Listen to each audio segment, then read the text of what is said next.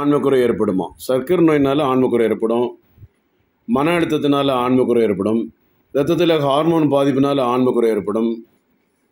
விதைகளில் varicose இருந்தால் கூட சில இடங்களில் விதையில் வலிக்குது டாக்டர், விந்து வெளியேறினா விதையில் வலி குறையுது, உறுப்பு சுருங்கி இருக்குது, ரப்பராக இருக்குது, ஸ்கேன் பார்த்தா உறுப்பில் ரத்த ஓட்டை இல்லை, அது ஒரு பிரச்சனை. எப்படி தெரியுதுன்னா எனக்கு கன்ஃபார்ம் பண்ணுறது.